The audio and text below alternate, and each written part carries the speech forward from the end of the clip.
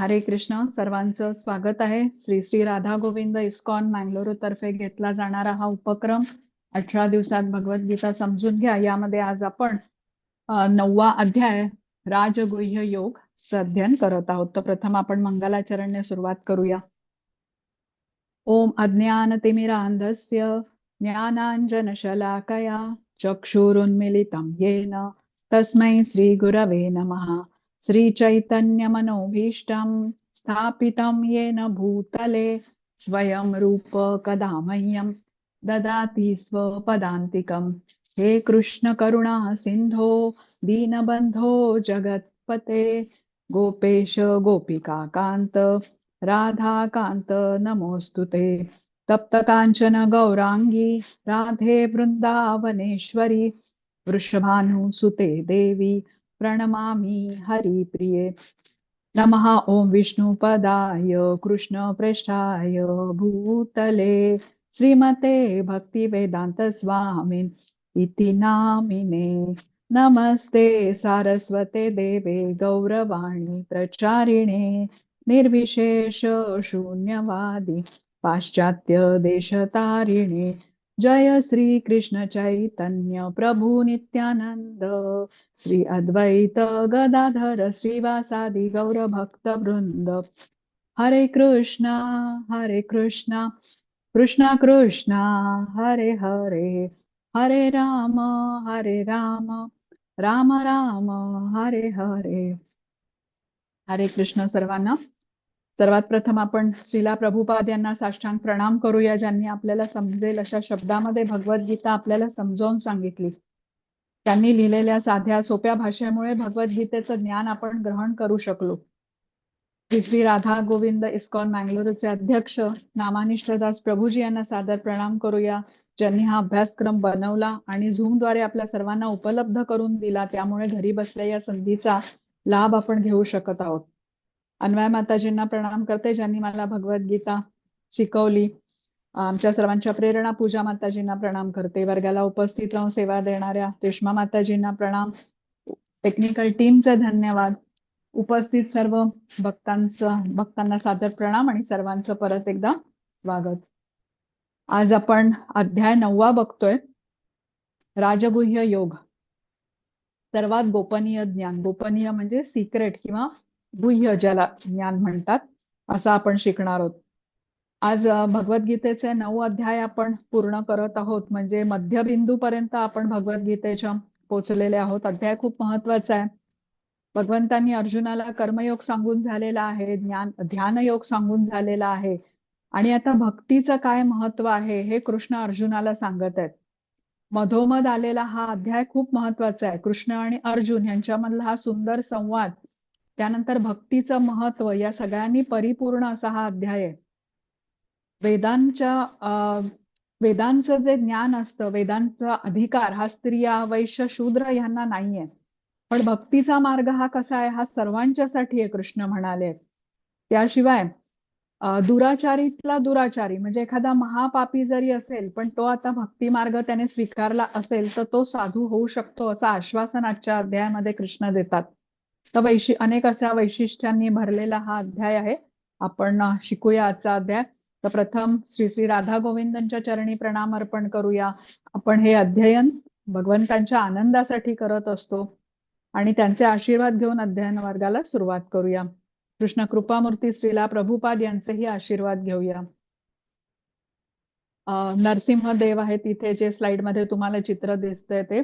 तर श्रीला प्रभुपाद सांगत असत नरसिंह देवाचं कवच म्हणण्यासाठी, भौतिक जगामध्ये जेवढी संकट आहेत या संकटापासून रक्षण व्हावं आणि आपण भक्तीमध्ये अग्रेसर व्हावं यासाठी हे कवच म्हटलं जातं. आपण प्रार्थना करतो नरसिंहदेवांना आपलं रक्षण करण्यासाठी. घेता पुढची स्लाइड. हा माताजी वाचता. हरे कृष्णा. परात्पर भगवान म्हणाले, माझ्या प्रिय अर्जुना, तू माझा कधी मत्सर करत नाहीस, म्हणून मी तुला हे परम गुप्त ज्ञान देईल. हे ते जाणून तू भौतिक अस्तित्वाच्या दुःखांपासून मुक्त होशील. हरे हरे कृष्णा. हरे कृष्ण.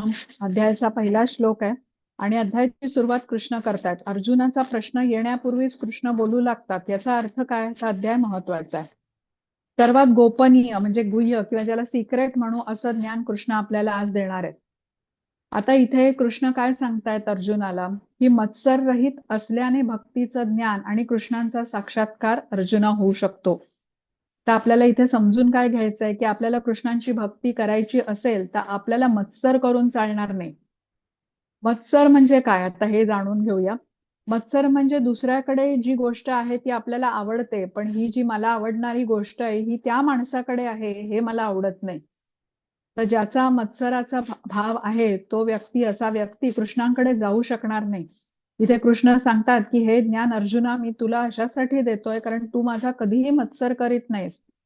म्हणजे भक्तिभावाशिवाय हे ज्ञान आपण समजू शकत नाही. धृतराष्ट्राने संपूर्ण गीता ऐकली, पण तो समजू शकला नाही की कृष्णांना नेमका काय उपदेश द्यायचा आहे. कृष्णांचा संदेश तो जाणू शकला नाही, कारण तो कृष्णांचा द्वेष करत असे. 4थ्या अध्यायामध्ये कृष्ण अर्जुनाला म्हणालेले आहेत, की हे ज्ञान मी तुला का देतोय, कारण तू माझा भक्त आहेस आणि मित्र आहेस. तर भक्तिभावानेच आपण कृष्णांची वाणी आपण समजू शकतो, हे इथे आपण जाणून घेऊया. इथे भगवंत बोलतायत आणि श्रोता अर्जुन आहे. तो कसा आहे, अनुसूयवे असा शब्द आहे श्लोकामध्ये. अनुसूयवे म्हणजे मत्सर रहित आहे, निर्मळ मनाचा आहे, कुशाग्र बुद्धीचा आहे, अत्यंत बुद्धिमान असा हा श्रोता आहे. आणि त्यामुळेच हे गोपनीय ज्ञान भगवंत त्याला देत आहेत.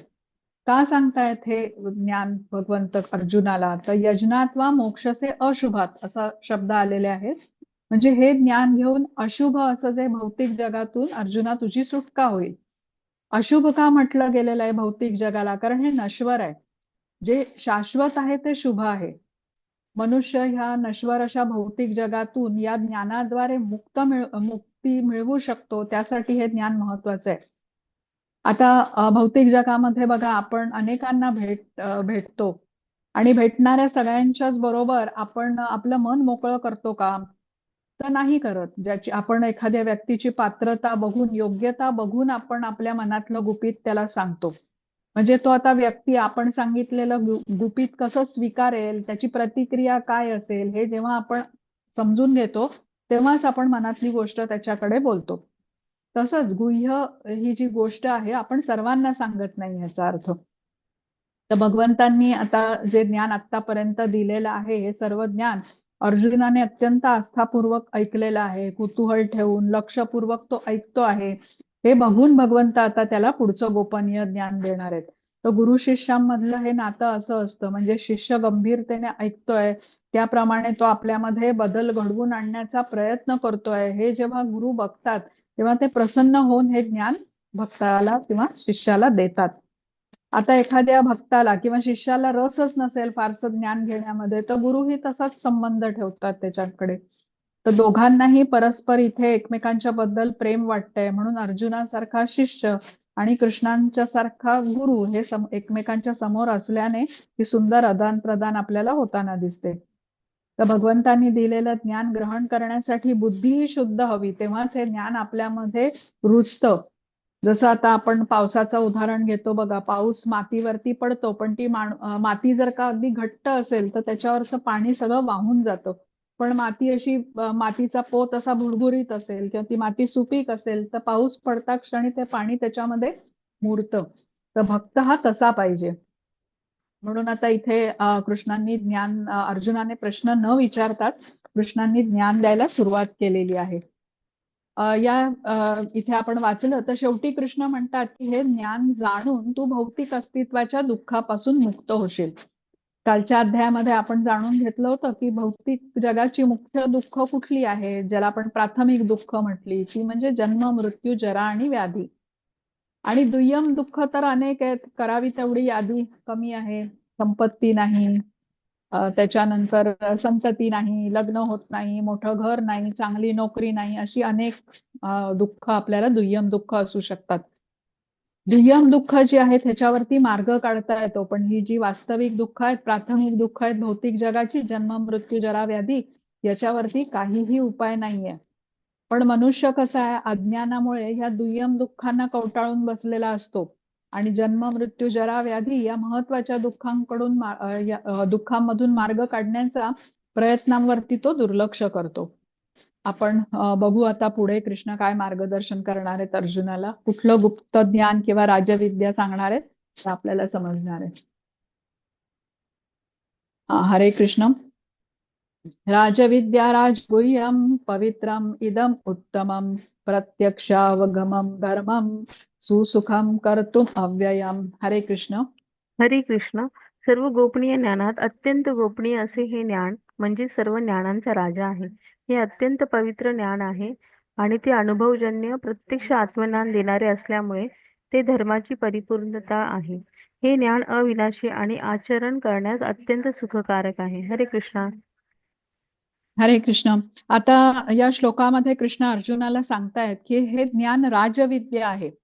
या श्लोकातला प्रत्येक शब्द खूप महत्वाचा आहे आणि अर्थपूर्ण आहे. राजविद्या म्हणजे सर्व ज्ञानांचा राजा, सर्व विद्यांमधली सर्वश्रेष्ठ विद्या म्हणून राजविद्या म्हटलेलं आहे. तर कृष्ण इथे सांगतात की जी विद्या मी तुला आता देणार आहे, जे ज्ञान मी तुला देणार आहे, ते वापरून भौतिक जगाची जी मुख्य समस्या आहे, दुःखालयम अशाश्वतमची मुख्य समस्या म्हणजे जन्म मृत्यू जरा व्याधी, यामधून तू सुटका करून घेऊ शकतोस आणि माझ्या नित्यधामाला म्हणजे शाश्वत नित्य आनंदमयी असं जे कृष्णधाम आहे तिथे तू येऊ शकतोस. अर्जुनाच्या द्वारे हे संदेश आपल्यासाठीच दिला गेलेला आहे. दुसरी गोष्ट म्हणजे कृष्णांनी काय सांगितली की हे ज्ञान अविनाशी आहे. आता आपण बघा भौतिक जगामध्ये शाळा कॉलेज युनिव्हर्सिटीमध्ये जाऊन जे पण ज्ञान घेऊ, ते मेडिकलचं असेल, इंजिनिअरिंगचं असेल, कुठलंही ज्ञान असेल, हे ज्ञान आपलं शरीर असेपर्यंतच राहतं. खरं तर 70-80 वर्षाचं वय झालं की माणसाच्या स्मृतीवरती परिणाम होतो आणि हे ज्ञान आपल्या लक्षात राहत नाही. पण जे हे आत्म्याचं ज्ञान आहे हे शरीर असेपर्यंतही राहतं आणि पुढेही आपल्या बरोबर राहतं. आत्मज्ञान हे शाश्वत म्हटलं गेलेलं आहे आणि ते आपल्या बरोबर नेहमी राहतं. शरीराचा नाश जरी झाला तरी हे ज्ञान आपल्या बरोबर राहतं. आता सर्वात गुह्य असं हे ज्ञान म्हटलेलं आहे आणि जसं आपण म्हटलं की गुह्य गोष्ट जाणून घेण्यासाठी आपण पात्रता बघतो. आता भौतिक जगामध्येही असंच असतं बघा. भौतिक जगामध्ये बऱ्याच गोष्टी इथे गुपित ठेवल्या जातात. राजकारणी लोकांमध्ये तर त्यांचं चारित्र्य ते जनतेसमोर आणत नाहीत. चित्रपटात काम करणारे कलाकार पण आपलं खरं जीवन जगाच्या समोर दाखवत नाहीत. इथे राजगुह्य असा जो शब्द आहे ना, गुह्य म्हणजे गुपित. तर खरं तर आता बघा हे ज्ञान जे आहे भगवद्गीतेचं पुस्तक कोणीही आणून वाचेल आणि किंवा आपल्यासारख्या या उपक्रमामधून येऊन ऐकेल. पण हे जे गुह्य ज्ञान कृष्ण आता अर्जुनाला देत आहेत ना, तर ते एखादा भक्तच समजू शकेल की नेमकं कृष्णांना काय म्हणायचंय. नुसतीच गीता वाचली किंवा नुसतंच आपण हे ऐकलं तर कृष्णांना नेमकं काय संदेश द्यायचा आहे हे समजू शकत नाही. त्यासाठी त्याला भक्त व्हावं लागतं, कृष्णांवरती श्रद्धा ठेवावी लागते आणि तेव्हाच भगवद्गीतेचं सार समजतं. मग व्यक्ती त्याप्रमाणे आचरण करतो, आपल्या जीवनामध्ये योग्य ते बदल घडवून आणतो आणि जन्म मृत्यूच्या चक्रातून आपली सुटका करून घेतो. नास्तिक लोक जे असतात, अभक्त असतात, ज्यांची कृष्णांवरती श्रद्धा नाही, ते मात्र वारंवार इथे पृथ्वीवरती जन्म घेतात. आता इथे भगवद्गीतेमध्ये कृष्णांनी गुह्य गोष्ट सांगितलेली आहे. त्याहून अधिक गुह्य म्हणजे गुह्यतर आणि त्याहून अधिक गुह्य म्हणजे गुह्यतम, अशा 3 गोष्टी आपल्याला सांगितलेल्या आहेत. तर गुह्य गोष्ट म्हणजे काय शिकलो आपण, हे आपण दुसऱ्या अध्यायामध्ये शिकलेलो आहे. मी शरीर नाही, मी आत्मा आहे. त्याहून अधिक गुह्य म्हणजे गुह्यतर गोष्ट काय शिकलो की आपण कृष्णांचा अंश आहोत. आणि तिसरी सगळ्यात गुह्य म्हणजे गुह्यतम गोष्ट आपण शिकलो की कृष्ण स्वामी आहेत आणि आपण त्यांचे नित्य सेवक आहोत. आता ज्यावेळी भक्त हे ज्ञान घेतो, हे ग्रहण करतो आणि त्याप्रमाणे आपल्यामध्ये बदल घडवून आणून कृष्णांना प्रसन्न करण्याचा प्रयत्न करतो, त्याप्रमाणे आचरण करतो, तेव्हा तो या भौतिक जगातून मुक्त होऊ शकतो. तिसरा शब्द इथे श्लोकामध्ये आलेला आहे पवित्रम इदम उत्तमम. आता हे ज्ञान पवित्र का म्हटलेलं आहे, कारण पापाचे जे परिणाम असतात, जे आपल्याला भोगावे लागतात, ते भक्ती केल्याने पूर्ण नष्ट होतात. काल आपण अजामिलाची गोष्ट ऐकलेली आहे ह्याच्यावरची, कसा तो नाम घेत असे, आपल्या मुलाचं का होईना पण त्याचा परिणाम काय झाला हे आपण जाणून घेतलेलं आहे त्या गोष्टीवरून. दुसरी अशी गोष्ट होते की ज्या वाईट गोष्टी असतात म्हणजे पाप इत्यादी, याचा बीज आपल्या हृदयामध्ये रुजू शकत नाही. कारण आता हृदयामध्ये भक्तीला स्थान मिळालेलं असतं आणि भक्तीमुळे ज्ञान येतं आणि हे ज्ञान वैराग्य आणतं. वैराग्य म्हणजे भौतिकाच्या प्रती अनासक्ती. अज्ञानाचं बीज समूळ नष्ट करतं. पापाचा विचार पण आता आपण करू शकत नाही. हे ज्ञान आचरण करण्यासाठी अत्यंत सुलभ आहे, म्हणून सुसुखम असंही म्हटलेलं आहे. तसंच ज्ञान ग्रहण करताना आणि आचरण करताना आनंददायी आणि सुलभ असं पण आहे. आता आपण बघा रोज क्लासला येतोय, तास सव्वा तास बसून इथे ते श्लोकांचा अर्थ समजून घेतोय. मग क्लास संपल्यावरती तुम्हाला असं वाटतं का, कशाला मी येते इथे आणि माझा वेळ वाया घालवते? मला नाही म्हणजे वेळ वाया गेला असं कोणाचंच भावना नसते. तुम्ही रोज क्लासला येता आहात, न चुकवता क्लास अटेंड करताय, निश्चितच तुम्हाला हा आनंद मिळतोय. तशा प्रकारे ह्या श्लोकामधला ना प्रत्येक शब्द महत्वाचा आहे.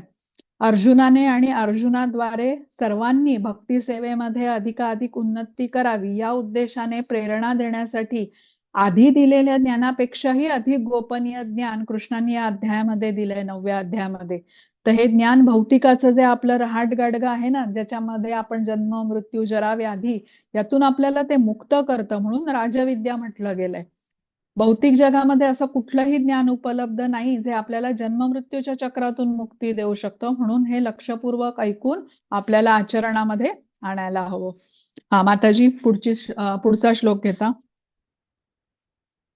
हरे हा कृष्णा. वाचा माताजी. हे परंतप अर्जुना, ज्यांची या भक्ती मार्गावर श्रद्धा नाही त्यांना माझी प्राप्ती होऊ शकत नाही. म्हणून या भौतिक जगतामध्ये जन्म मृत्यूच्या मार्गावर त्यांचे पुनरागमन होते. हरे कृष्णा. हरे कृष्ण. आता कृष्णांना प्राप्त करून घेण्यासाठी त्यांच्यावरती पूर्ण श्रद्धा हवी. जर आपला कृष्णांवरती भक्ती सेवेवर विश्वासच नसेल तर आपण कृष्णांना प्राप्त करण्याच्या मार्गावरती एक पाऊलही चालू शकणार नाही. तर त्यामुळे श्रद्धाहीन लोकांना भक्तीचा मार्ग साध्य होऊ शकत नाही. आता हेच या श्लोकाचं तात्पर्य आहे. हे ज्ञान प्राप्त करून न घेतल्याने असे लोक आता भौतिक जगामध्ये जन्म मृत्यूच्या फेऱ्यामध्येच अडकलेले असतात, त्यातून ते सुटूच शकत नाही. पण जो हे ज्ञान घेतो, त्याप्रमाणे आचरण करतो, योग्य बदल आपल्यामध्ये घडवून आणतो, तो मात्र ह्या चक्रातून, जन्म मृत्यूच्या चक्रातून कायमचा सुटू शकतो. आता कृष्णांचं नाव आहे मुकुंद. मुकुंद म्हणजे काय? मुक्ती देणारे. तर त्यासाठी आपली श्रद्धा असायला हवी कृष्णांच्या वरती, आणि श्रद्धा निर्माण होण्यासाठी सगळ्यात महत्वाची गोष्ट कुठली आहे? तर भक्तांचा संग आहे. भक्तांच्या संगतीचा आधार जेव्हा मिळतो तेव्हा ही भक्ती आपली दृढ होते. आणि श्रद्धा होण्यासाठी अजून एक गोष्ट महत्वाची ती म्हणजे ज्ञान पण घेतलं पाहिजे. ज्ञान घेतल्याने आपल्या मनामध्ये ज्या शंका असतात ना त्या निघून जातात. पण आपण कसे आहोत, आपण कलियुगी आहोत सर्वजण, तर त्यामुळे आपल्याला लक्षात राहत नाही. त्यासाठी हे ज्ञान आपल्याला वारंवार त्याची उजळणी करावी लागते. मग पक्क बसलं की आपली श्रद्धा दृढ होते आणि मग आपण वाटचाल करू लागतो. हा माताजी, पुढची स्लाइड घेता. हा, ही स्लाइड आणि पुढची स्लाइड एकत्र वाचा माताजी. हरे कृष्ण. मी माझ्या अव्यक्त रूपाद्वारे हे सर्व जगत व्यापले आहे. सर्व जीव माझ्या ठाई आहेत, परंतु मी त्यांच्या ठाई नाही. तरी सर्व सृष्ट पदार्थ माझ्यामध्ये स्थित नाहीत. माझे हे योग ऐश्वर्य पहा. जरी सर्व जीवांचा पालनपोषण करता आणि सर्वव्यापी मी आहे, तरी सुद्धा मी या व्यक्त सृष्टीचा अंश नाही. मी स्वतः सर्व सृष्टीचे उगमस्थान आहे. जसा प्रबळ वारा सर्वत्र वाहतो, नेहमी आकाशात विसावतो, त्याचप्रमाणे सर्व प्राणी माझ्यामध्ये विसावतात. हे जाणून घ्या. हरे कृष्ण. हरे कृष्ण. आता ही जी आपण विधानं वाचली, कृष्ण म्हणतायत, ती एकमेकांच्या विरोधाभासी वाक्य इथे कृष्ण म्हटलेले आहेत. सर्व जीव माझ्या ठाई आहेत, पण मी त्यांच्या ठाई नाही. तर मी सर्व जीवांचा पालन पोषण करता आहे, सर्वव्यापी आहे, पण मी या व्यक्त सृष्टीचा अंश नाही. हे जी परस्पर विरोधाभासी विधानं आहेत, हे जे तत्व आहे ना, याला अचिंत्य भेदाभेद तत्व असं म्हणतात. अचिंत्य का म्हटलेलं आहे? कारण ह्याचा अर्थ आपण नीट समजू शकत नाही आणि कल्पनाही करू शकत नाही, की कृष्ण तर म्हणतायत की मी सर्व जीवांचा पालन पोषण करताय, सर्व व्यापी आहे, पण मी या सृष्टीचा अंश नाही. हे आपल्याला समजायला जरा अवघड होतं. पण आपण नवोदित भक्त आहोत किंवा ज्याला नवसाधक म्हणतो असे भक्त आहोत. आपण भक्तीमध्ये अग्रेसर झालो की हे अचिंत्य भेदाभेद तत्व आपण समजू शकतो. पण हे काय तत्व आहे हे समजून घेण्यासाठी एक आपण उदाहरण घेऊया, म्हणजे आपल्याला समजायला सोपं जाईल.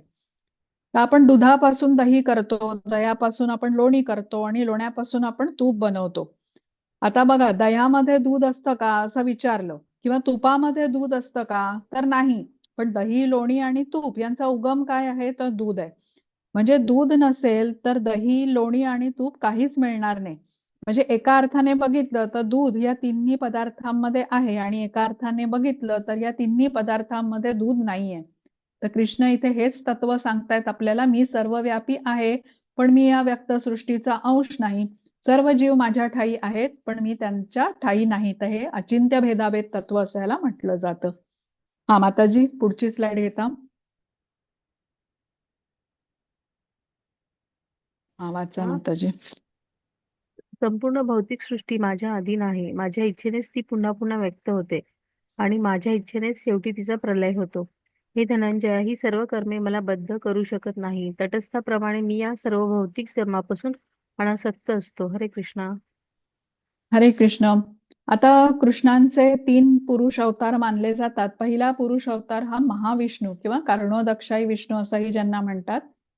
तर या महाविष्णू ज्या वेळेला हे उच्छ्वास सोडतात तर त्यावेळेला अनंत कोटी अशा ब्रह्मांडांची निर्मिती होते आणि जेव्हा ते श्वास घेतात तेव्हा ही ब्रह्मांड आत ओढली जातात आणि लय पावतात. प्रत्येक ब्रह्मांडामध्ये महाविष्णूंचं विस्तारित रूप गर्भोदक्षाई विष्णू प्रवेश करतात आणि या गर्भोदक्षाई विष्णूंच्या नाभीवरती कमळाचा देठ येतो. कमळाच्या देठाच्या वरती जे कमळ असतं त्यावरती ब्रह्मदेवाची उत्पत्ती होते. त्यासाठी ब्रह्मदेव हे सर्वप्रथम जीव म्हटले जातात. ब्रह्मदेव सृष्टीची निर्मिती करतात आणि सृष्टीची निर्मिती झाल्यानंतर गर्भोदक्षाई विष्णूंचं विस्तारित रूप हे क्षीरोदक्षाई विष्णू आता प्रत्येक सजीवाच्या हृदयात परमात्मा म्हणून स्थित असतात.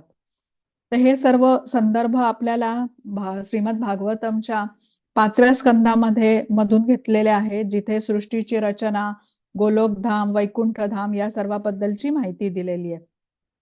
आता या श्लोकावरून आपल्याला काय समजून घ्यायचंय की बघा, मूळ स्वरूपामध्ये कृष्ण गोलोकधामामध्ये आहेत, पण सर्व सजीवांच्या हृदयी ते परमात्मा स्वरूपामध्ये आहेत. ते त्यांचं विस्तारित रूपच आहे. म्हणजे ते सर्वव्यापी आहेत. गोलोकामध्ये पण आहेत आणि आपल्यामध्येही आहेत. सर्व चराचरामध्ये ते व्याप्त आहेत, म्हणून सर्वव्यापी आहेत.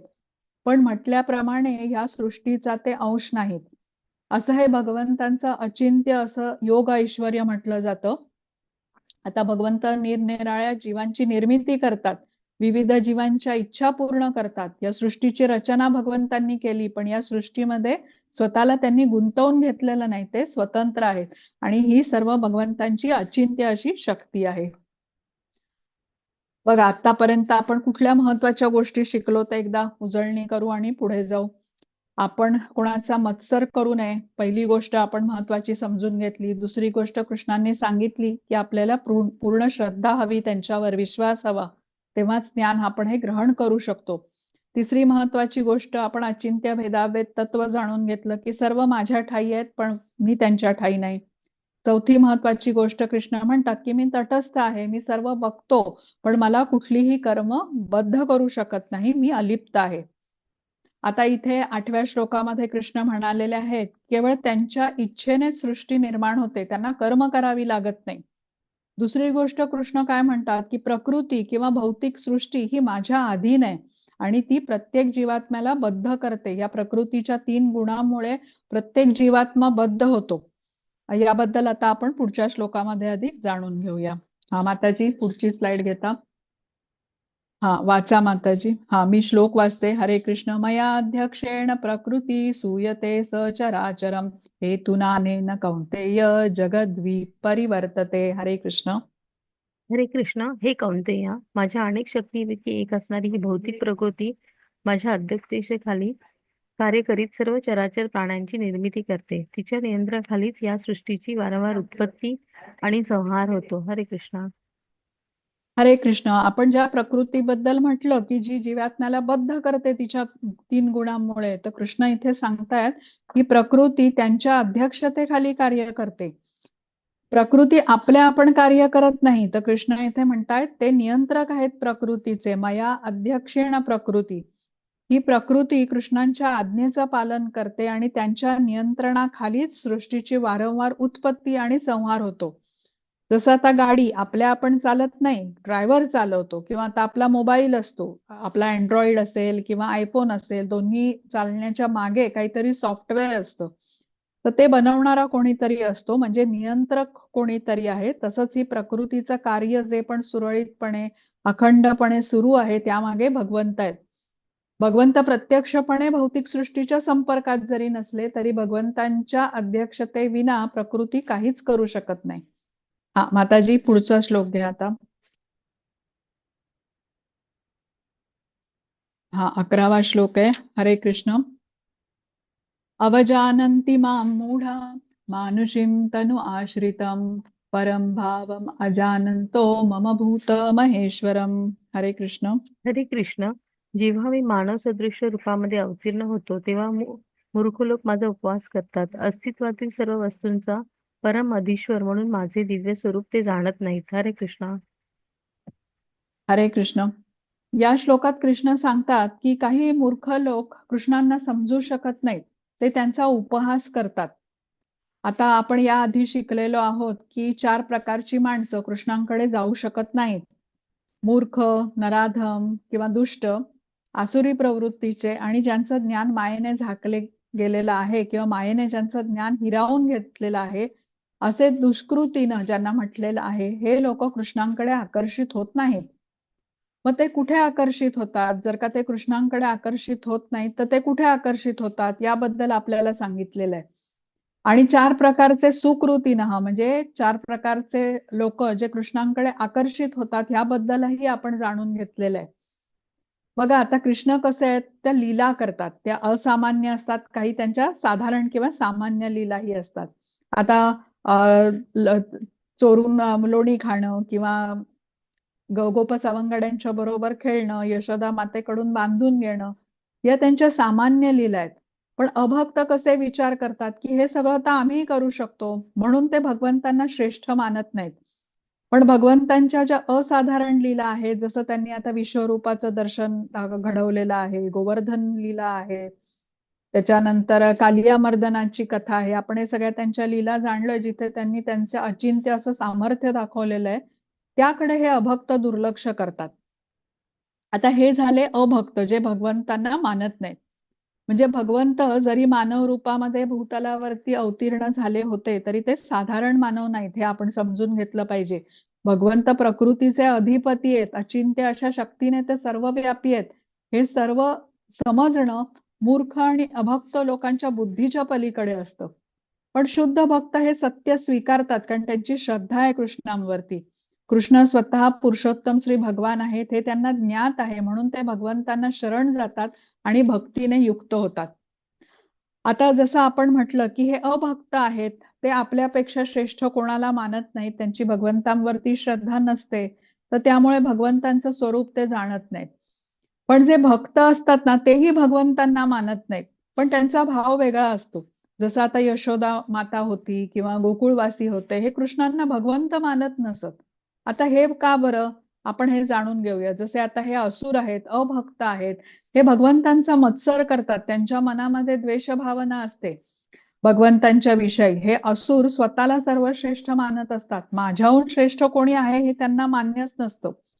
पण जे शुद्ध भक्त असतात ना, ते भगवंतांवरती एवढं प्रेम करतात की सर्वजण हे विसरूनच जातात की कृष्ण भगवंत आहेत. पुढे आता बघा विश्वरूप दर्शनाचा अध्याय आहे 11वा. त्यावेळेला अर्जुन कृष्णांची तिथे क्षमा मागतो. तो कृष्णांना म्हणतो की आपण मित्र आहोत, तर आपण एकत्र खेळलेलो आहोत, मी तुमची मित्र म्हणून थट्टा केली आहे, तुम्हाला अरे मित्रा, अरे यादवा अशी मी तुम्हाला हाक मारली आहे, तर हा माझ्याकडून अपराध झालेला आहे आणि अपराधाची मला क्षमा करा, मी विसरूनच गेलो की तुम्ही भगवंत आहात. तर अशा प्रकारे भक्त कृष्णांवरती एवढं प्रेम करतात की ते विसरून जातात की कृष्ण भगवंत आहे. आता यशोदा माता ही आपल्याला कृष्णांना नेहमी पुत्रच मानत असे किंवा जे गोपसवंगडी होते ते कृष्णांना आपला मित्रच मानत असत, त्यामुळे त्यांना विसर पडे की हे भगवंत आहेत म्हणून. हा माताजी, पुढची स्लाइड घ्या.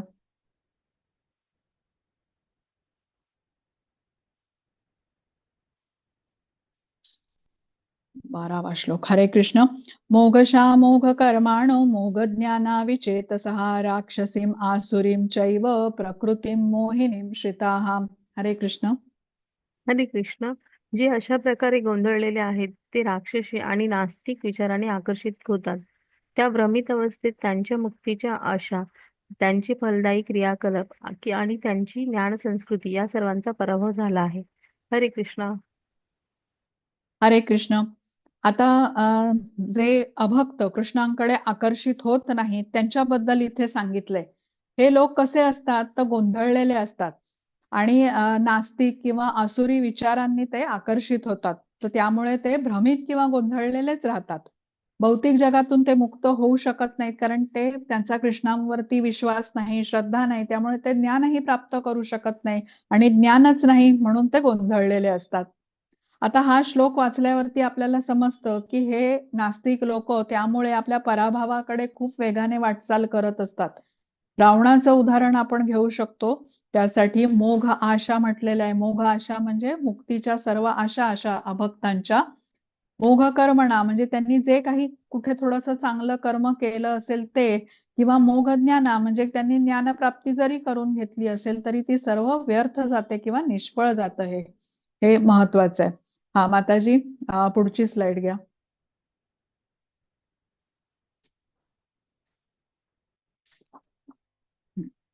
हरे कृष्ण. महात्मानस्तु मां पार्थ दैवीं प्रकृतिमाश्रिता भजन्ति अनन्य मनसो ज्ञात्वा भूतादिम अव्ययम. हरे कृष्ण. हरे कृष्णा. हे पाच मोहित न झालेले महात्मे जन दैवी प्रकृतीच्या आश्रयाखाली असतात. ते भक्तीमध्ये पूर्णपणे युक्त झालेले असतात कारण ते मला सृष्टीचे आदिकारण आणि अविनाशी पुरुषोत्तम श्री भगवान म्हणून जाणतात. हरे कृष्णा. हरे कृष्ण. आता आपण आधीच्या श्लोकामध्ये मूढात्म्यांच्या बद्दल ऐकून घेतलं. मूढात्मे म्हणजे जे कृष्णांवरती श्रद्धा ठेवत नाही आणि ते पुढे काय होतं त्यांचं तेही जाणून घेतं. आता कृष्ण या श्लोकामध्ये महात्म्यांच्या बद्दल सांगतात. महात्मे जन कसे भ्रमित किंवा गोंधळलेले नसतात. त्यांना त्यांचं आणि कृष्णांचं काय नातं आहे हे स्पष्टपणे माहिती असतं. ते दैवी प्रकृतीच्या आश्रयाखाली असतात. दैवी प्रकृती म्हणजे जिला योगमाया असं म्हणतात. आता योगमाया आणि महामाया हे दोन्ही कृष्णांच्या शक्ती आहेत. योगमाया ही दैवी गुणांचं प्राबल्य असणारी शक्ती आहे जी आपलं दैवी गुणांचं प्राबल्य आपल्यामध्ये वाढवते, भक्तीमध्ये पुढे जायला भक्ताला सहाय्यक असते. आणि मोहमाया किंवा महामाया जिला म्हटलेलं आहे ती या उलट कार्य करते. म्हणजे आपलं ज्ञान हिरावून घेते की आपण कृष्णांचा अंश आहोत, आपण त्यांचे सेवक आहोत आणि त्यामुळे आपण अधिकाधिक भौतिकामध्ये गुरफटत जातो. आपलं पतन होतं, आपल्याला भ्रमित करते ही महामाया आणि मोहग्रस्त माणसाचं त्याद्वारे पतन होतं.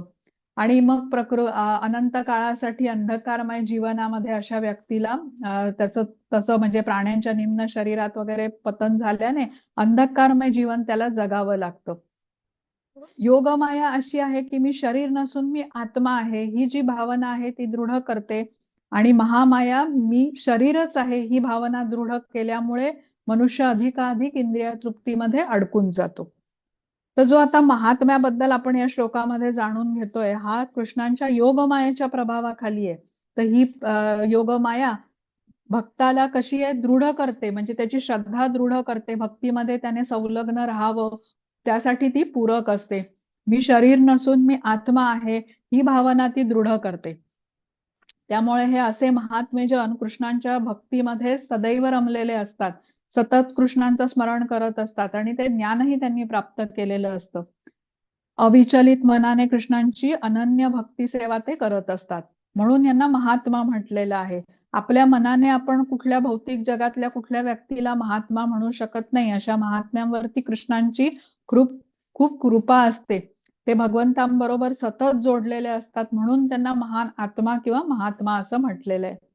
आता या चित्रामध्ये ना एक गोष्ट आलेली आहे माधवेंद्र पुरी नावाच्या एका भक्ताची, ती आपण जाणून घेऊया. तर माधवेंद्र पुरी हे अत्यंत श्रेष्ठ असे भक्त होते. दैवी प्रकृतीमध्ये ते स्थित होते. दक्षिण भारतामध्ये ते राहायचे आणि अतिशय प्रगत भक्त असल्यामुळे योगमायेच्या प्रभावाखाली होते. त्यामुळे भिक्षा मागायला पण ते जात नसत. म्हणजे त्यांना कोणी काही आणून दिलं भिक्षा तरच ते खायचे. आणि एवढे उन्नत भक्त होते की मी शरीर नाही आणि मी आत्मा आहे अशी त्यांची स्थिती होती. आता असे भक्त शरीराकडची त्यांची आसक्ती कमी झालेली असते, त्यामुळे ते भिक्षा मागत नाहीत आणि जे कोणी काही आणून देईल त्याच्यामध्ये ते समाधानी राहतात.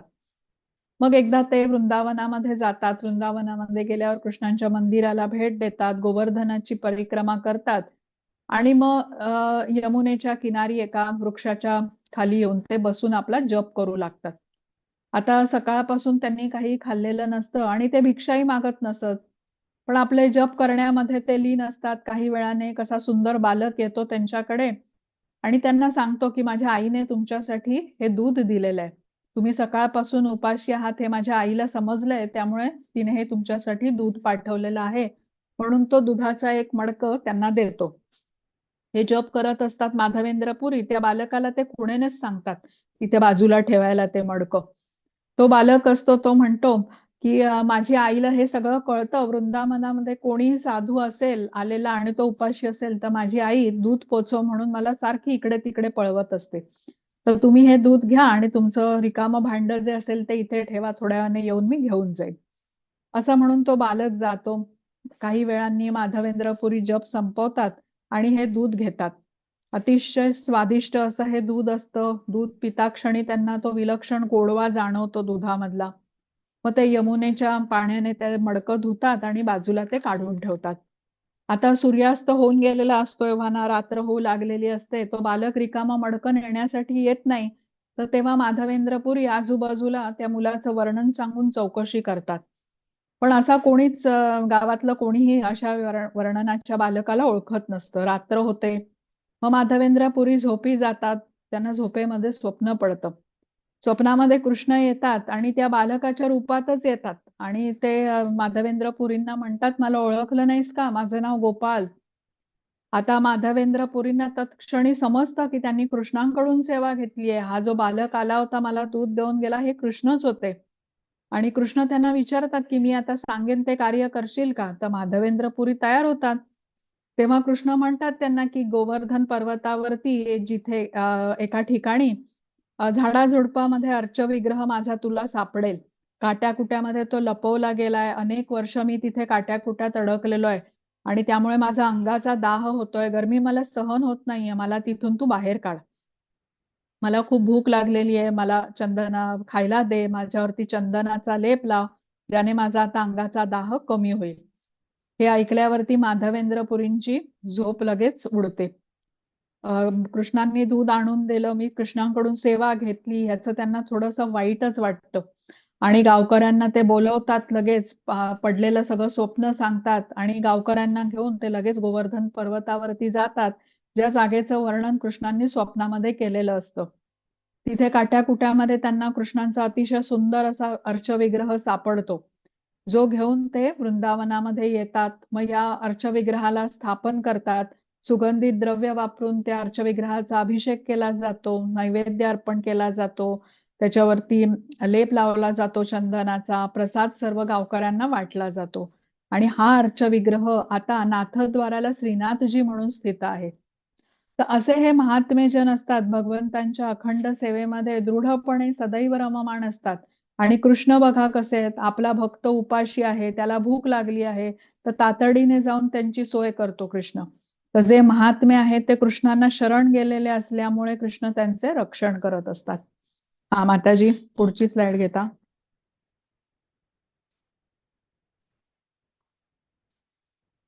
हरे कृष्ण. सततं कीर्तयन्तो मां यतन्तश्च दृढव्रता नमस्यन्तश्च मां भक्त्या नित्ययुक्ता उपासते. हरे कृष्ण. हरे कृष्ण. हे महात्मे जन सतत माझे कीर्तन करीत दृढ निश्चयाने प्रयत्न करीत आणि मला वंदन करीत भक्तिभावाने नित्य माझी उपासना करतात. हरे कृष्ण. हरे कृष्ण. आता हे महात्मेजन कसे राहतात, कसं जीवन जगत असतात बघूया. हे या श्लोकाद्वारे सांगितलंय. महात्मेजन काय करतात, तर सततम कीर्तयन्तो माम, सदैव कृष्णांचे कीर्तन करतात. दृढ निश्चयाने भक्तीमध्ये प्रगती करण्यासाठी प्रयत्नशील असतात. हे खूप महत्वाचं आहे. भक्तीमध्ये आपला प्रयत्न कसा हवा, दृढ हवा. म्हणजे केवळ वेळ मिळाला तर जप करेन असं नसून आपल्याला निश्चयाने ठराविक जप केलाच पाहिजे. आता काही लोक बघा प्रश्न विचारतात, भगवद्गीतेमध्ये कुठे सांगितलंय की 16 माळा जप करा म्हणून. तर इथे कृष्ण तर म्हणतायत सततम कीर्तयन्तो माम, सततच माझं कीर्तन करा. मग आपण करू शकतो का? नाही करू शकत. म्हणून इथे मग आपल्याला आचार्यांनी 16 माळा म्हणजे 24 तासातले 2 तास तरी तुम्ही करा असं सांगितलेलं आहे. अशा प्रकारे हे महात्मेजन कसं असतात तर सतत कृष्णांचं कीर्तन करत असतात, दृढ निश्चयाने प्रयत्न करत असतात, म्हणून यतंतश्च दृढ व्रता. आता आपण बघा कसं की थंडी आहे तर त्यामुळे उशीर झाला उठायला, आज राहून गेला जप, हवा बरी आहे सगळं मग केला जप, असं नाही. किंवा मित्रमंडळींच्या बरोबर बाहेर गेलो म्हणून आज नाही उठलो, आज घरी आहे इतर काही नाही करायला म्हणून मग जप केला, असं नाही. तर दृढतापूर्वक नियमाने, नित्य नियमाने ते भगवंतांचं स्मरण करतात, जप करतात, जी काही साधना आहे ते नित्य नियमाने दृढ प्रयत्न करतात. मग नमंतश्च माम भक्त्या, म्हणजे कृष्णांना सदैव नमस्कार करतात, ते कृष्णांचं विस्मरण होऊ देत नाही. नित्ययुक्ता उपासते, नित्य कृष्णांची उपासना करतात. आता इथे श्रीला प्रभुपाद यांचं उदाहरण आपण घेऊ शकतो बघा. या श्लोकामध्ये सांगितलेले चारही गुण त्यांच्यामध्ये आहेत. सततम कीर्तयंतो माम, म्हणजे सदैव कृष्णांचं ते कीर्तन करायचे. यतंतश्च दृढ व्रता, खूप प्रयत्नशील राहिले भगवत कृष्णांचं ज्ञान सर्वत्र प्रचार प्रसार करण्यासाठी.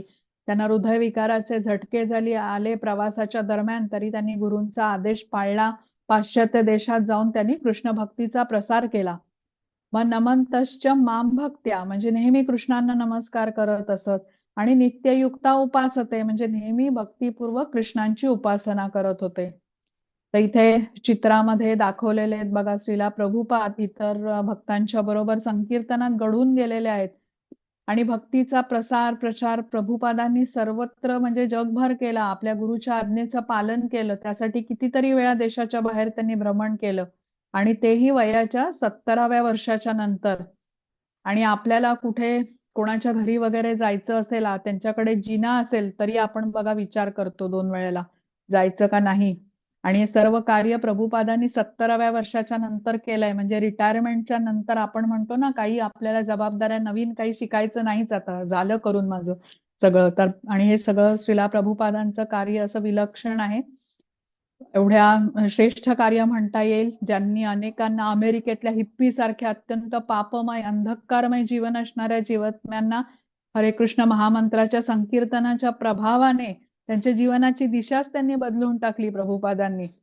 म्हणजे ज्यांना कृष्ण कोण हेही माहिती नव्हतं, अशांना कृष्ण भक्तीचं महत्व पटवून देणं, त्यांना कृष्ण भावनेशी जोडणं ही काही सोपी गोष्ट नव्हती. अत्यंत विलक्षण असं कार्य आहे.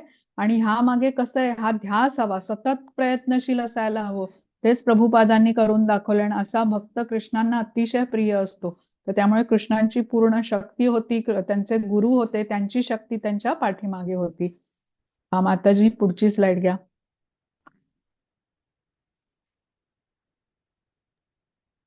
हरे कृष्ण. हा, वाचा माताजी. मी या जगताचा पिता, माता, आधार आणि पितामह आहे. मी नियम शुद्धीकर्ता आणि ओंकार आहे. तसेच ऋग्वेद, सामवेद आणि यजुर्वेदही मीच आहे. हरे कृष्णा. हरे कृष्ण. आता ह्या श्लोकामध्ये कृष्ण सांगतायत की ते जगताचे वास्तविक माता पिता आहेत. त्यांचं धाम हे आपलं कायमचं घर आहे.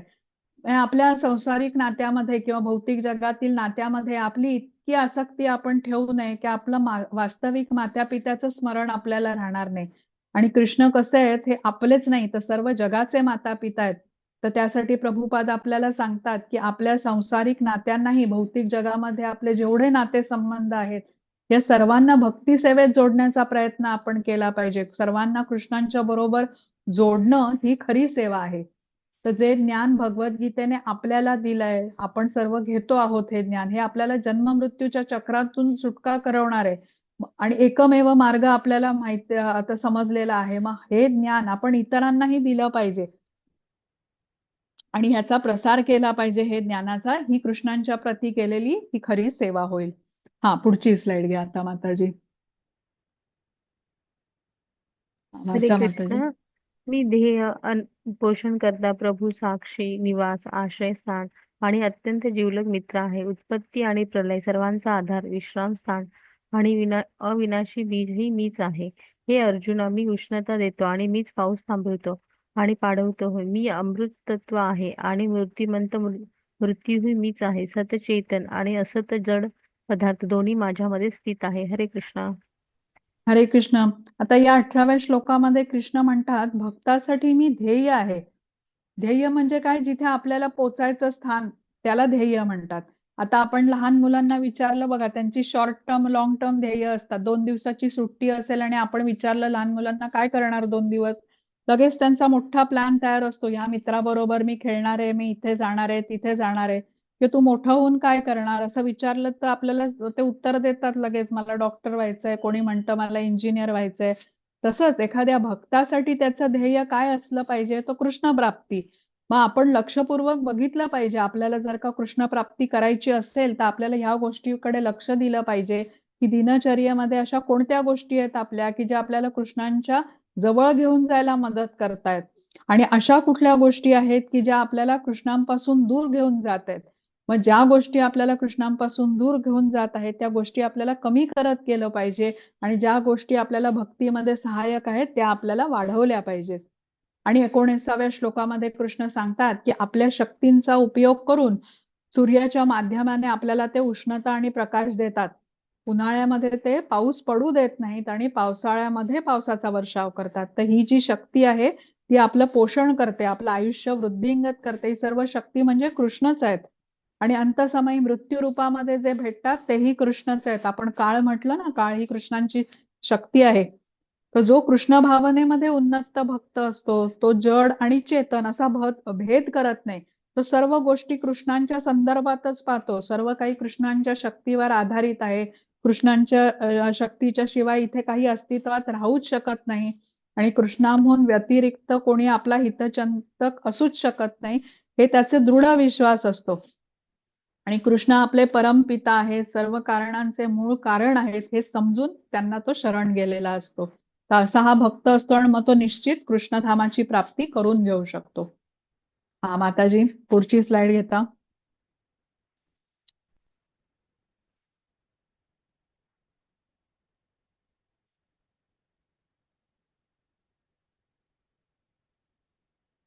हा वाचा माताजी. कृष्ण वेद अध्ययन करणारे आणि सोमरसाचे पान करणारे स्वर्गलोकाची प्राप्ती करीत अप्रत्यक्षपणे माझेच पूजन करतात. असे पापकर्मापासून शुद्ध झालेले लोक इंद्राच्या पुण्य लोकांमध्ये जन्म घेतात आणि त्या ठिकाणी ते देवाप्रमाणे दिव्य भोग उपभोगतात. याप्रमाणे स्वर्गलोकातील अमर्याद विषय सुखांचा भोग घेऊन पुण्यकर्म क्षीण झाल्यावर ते पुन्हा या मृत्यूलोकात परत येतात. अशा रीतीने वेदोक्त धर्माचे सिद्धांताचे पालन करून हे इंद्रिय उपभोग प्राप्त करतात. त्यांना पुन्हा पुन्हा केवळ जन्ममृत्यूच्या चक्रात पडावे लागते. हरे कृष्णा. हरे कृष्ण. आता वेद अध्ययन करून देवतां प्रित्यर्थ यज्ञ करण्यामध्ये काही लोक आसक्त असतात असं म्हटलेलं आहे. कृष्ण सांगतात की दुर्दैवाने वेद अध्ययन करणाऱ्यांना वेदांचं अंतिम ध्येय काय आहे हे माहिती नसतं. वेदांचं अंतिम ध्येय काय आहे? कृष्णांना जाणून घेणं हेच आहे. पण लोक देवदेवतांच्या प्रित्यर्थ कर्म करतात कारण त्यांनी पूर्ण ज्ञान घेतलेलं नसतं, ज्याला कर्मकांड असं म्हटलेलं आहे. आता याच्या परिणाम स्वरूप, कर्मकांडाच्या परिणाम स्वरूप त्यांना उच्च लोकाची प्राप्ती होऊ शकते, जसं की स्वर्ग लोकाची प्राप्ती होऊ शकते. पण जरी स्वर्ग लोकामध्ये गेलं पण पुण्य संपली, पुण्याचा संचय जेवढा होता तो क्षीण झाला, संपला की परत त्यांना पृथ्वीवरती जन्म घ्यावाच लागतो. उच्च लोकामध्ये पृथ्वीपेक्षा अनेक पटीने इंद्रिय भोग प्राप्त करता येतात, पण जन्म मृत्यूचं चक्र तिथे सुटत नाही. म्हणजे आपली इति कर्तव्यता मनुष्य जन्माची स्वर्गलोक प्राप्ती ही असू शकत नाही बघा. तिथे उपभोग घेणे हेही आपली इति कर्तव्यता असू शकत नाही. स्वर्गलोकाच्या वरती पण अनेक लोक आहेत. स्वर्गलोक म्हणजे कृष्णांचं धाम नव्हे. स्वर्गलोकामध्ये भोग प्राप्त करून पुण्य संपलं की आपल्याला भूलोकावरती जन्म घ्यावा लागतो आणि परत जन्म मृत्यूचं चक्र हे सुरूच राहतं. म्हणजे पृथ्वी ते उच्च लोक ते पृथ्वी, यातच असे व्यक्ती अडकून जातात. आता या चित्रामध्ये जे दाखवलेलं आहे, एक मुलगा बघा उतारावरती सायकल चालवतो आहे, पण जो उतार संपला की पुढे चढ येणारच आहे. तसं ते जायंट व्हील आहे, जो फिरता पाळणा दाखवलेला आहे, त्याचा जो भाग वरती आहे तो आता काही वेळाने खाली येणारच आहे. तसंच पुण्य संपली, पुण्य प्राप्ती आहे म्हणून स्वर्गलोकाची प्राप्ती झाली, पण उपभोग घेऊन पुण्य संपली की परत आपण पृथ्वी लोकावर आपल्याला पाठवलं जातं, आणि पृथ्वी लोकामध्ये आलो की आपण जन्म मृत्यूचं चक्र आपलं चालूच राहतं. म्हणजे स्वर्गलोकाची प्राप्ती ही काही मोठी गोष्ट नाहीये, ही तात्पुरती व्यवस्था आहे हे आपण समजून घेऊया. आता आयुष्यभर काही लोक सकाम कर्म करत राहतात. सकाम कर्म म्हणजे लाभप्राप्तीच्या हेतूने केलेलं कर्म, तर ते उच्च लोकाची प्राप्ती करून घेऊ शकतात. पुण्य मिळतं त्यांना. पण भोग भोगून पुण्य संपलं, पुण्याचा संचय क्षीण झाला की परत मात्र पृथ्वी लोकावर त्यांना यावंच लागतं. मग पुण्यकर्म आपण करणं सोडून द्यायचं का? तर नाही. आपण इथे लक्षात काय ठेवायचंय, भावाने करायची नाहीयेत, तर निष्काम भावाने पुण्यकर्म करायची. आपली कर्तव्य समजून करायची अशी कार्य आणि कृष्णांना कार्याचं फळ अर्पण करायचं. असं केल्याने आपण कर्मबंधनातून मुक्त होतो आणि जन्म-मृत्यूच्या चक्रातून आपली सुटका होऊ शकते. म्हणजे कार्य तेच आहे, पण आपण प्रक्रिया बदलली, ज्यामुळे ते आपल्या बंधनाला आता कारणीभूत होत नाही. माताजी पुढची स्लाइड घ्या.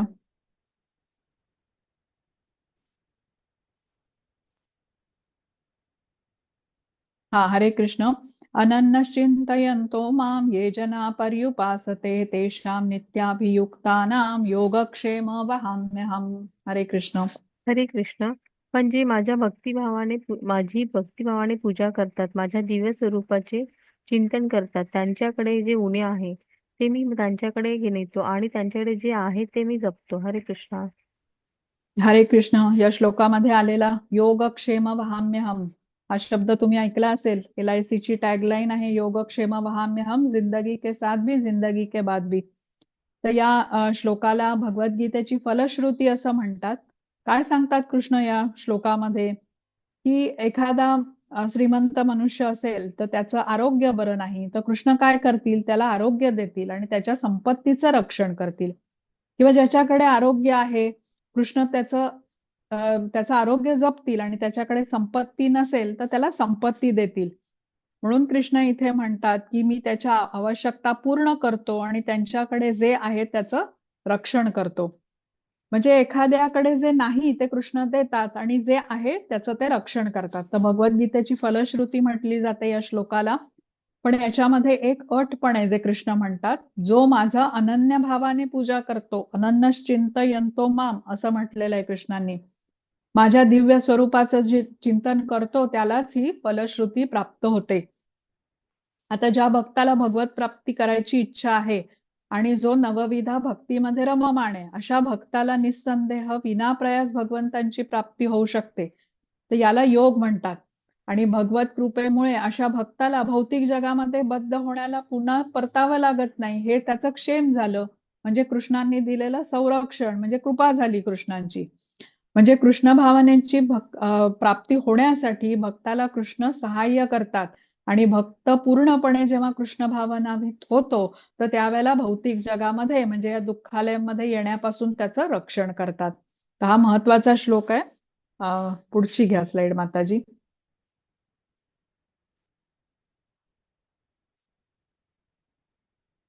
हा, अनुवाद वाचा माताजी. हरे कृष्ण. हे कौंतेय, जे लोक इतर देवतांचे भक्त आहेत आणि जे त्यांचे श्रद्धेने पूजन करतात, ते वस्तुतः माझेच पूजन करतात. परंतु ती आराधना चुकीच्या मार्गाने केलेली असते. हरे कृष्ण. हरे कृष्ण. बघा, काही लोक देवदेवतांची आराधना करतात कारण त्यांच्या भरपूर इच्छा असतात, असंख्य इच्छा असतात. आणि कोणाला आरोग्य पाहिजे असतं ते सूर्यदेवाची उपासना करतो, कोणाला ज्ञान पाहिजे असतं म्हणून सरस्वती देवीची उपासना करतो, कोणाला सुंदर पत्नी हवी, कोणाला संपत्ती हवी. वेगवेगळ्या विविध इच्छा घेऊन लोक देवदेवतांची उपासना करत असतात. तर इथे कृष्ण काय समजवतायत, की देवी देवतांची उपासना जो व्यक्ती करतो, श्रद्धेने पूजन करतो, तो वस्तुतः माझेच पूजन करतो, पण चुकीच्या मार्गाने करतो. म्हणून यजंती अविधीपूर्वकम असा शब्द आलेला आहे. देवदेवतांनी दिलेली जी वरदान असतात किंवा आशीर्वाद असतात, हे तात्पुरत्या स्वरूपाचे असतात आणि ते कृष्णांच्या अनुमतीनेच आपल्याला दिले जातात. म्हणजे आता एखाद्या झाडाला आपल्याला पाणी द्यायचं असेल तर आपण पानाला देऊ, फुलाला देऊ की फळाला देऊ, तर ते चुकीचं होईल. योग्य काय आहे, झाडाच्या मुळाला पाणी देणं. तसंच आहे की कृष्ण इथे काय म्हणतायत, की ते जगाचे उत्पत्ती करतायत आणि देवी देवता हे त्यांच्यापासूनच आलेले आहेत.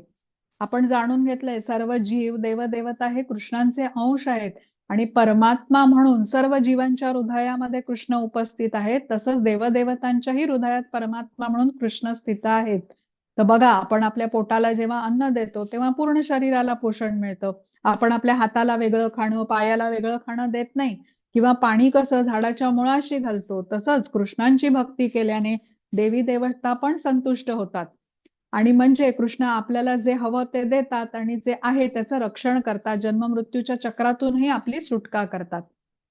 मग याचा अर्थ असा का, की आपण देवी देवतांच्या मंदिरामध्ये जायचं नाही, त्यांचा अनादर करायचा? तर असा अर्थ अजिबात घ्यायचा नाही. आपण त्यांच्या मंदिरामध्ये जायचं, त्यांचे आशीर्वाद घ्यायचे, पण भौतिक आशीर्वाद त्यांच्याकडे मागायचे नाही. भौतिक वरदान मागायचं नाही. जे आता आपण भगवद्गीतेमध्ये शिकून घेतलं, जे ज्ञान आपल्याला कृष्णांनी दिलं, ते समजून त्याप्रमाणे आचरण करायला आपल्याला बुद्धी द्यावी, असं आपण वर मागू शकतो. आपली कृष्णधामामध्ये जायची इच्छा आहे, ती पूर्ण करण्यासाठी आपल्याला त्यांनी सहायता करावी, असा आशीर्वाद आपण मागू शकतो. आता आपण देवदेवतांचा सदैव आदर करायचा, त्यांना विनंती करायची की कृष्ण भक्तीमध्ये येणाऱ्या अडचणींवरती मात करायला त्यांनी आपल्याला शक्ती द्यावी. देवी देवता आपल्याला जे वरदान देतात ते कृष्णांच्या अनुमतीने देतात. आपण देवी देवतांकडे त्यासाठी भौतिक इच्छा न मागता कृष्ण भक्तीसाठी सद्विवेक बुद्धी मागावी. आता भौतिक लाभ जे आहेत ना, ते आपल्याला आपल्या कर्मानुसार प्राप्त होणारच आहेत. जशी आपली कर्म राहिलेली आहेत त्याप्रमाणे सुख दुःख हानी लाभ हे आपल्याला निश्चित प्राप्त होणार आहे. ह्याच्यामध्ये देवी देवता काही बदल घडवून आणूच शकत नाहीत. तर पण भक्ती ही कशी आहे, भक्ती करण्यासाठी आपल्याला प्रयास करावे लागतात, प्रयत्न करावे लागतात. या प्रयत्नांमध्ये अडचणी येऊ नयेत अशी शक्ती आम्हाला द्या, असं वरदान आपण देवदेवतांकडे मागू शकतो, असा आशीर्वाद त्यांच्याकडे मागू शकतो. हा माताजी, पुढची स्लाइड घ्या.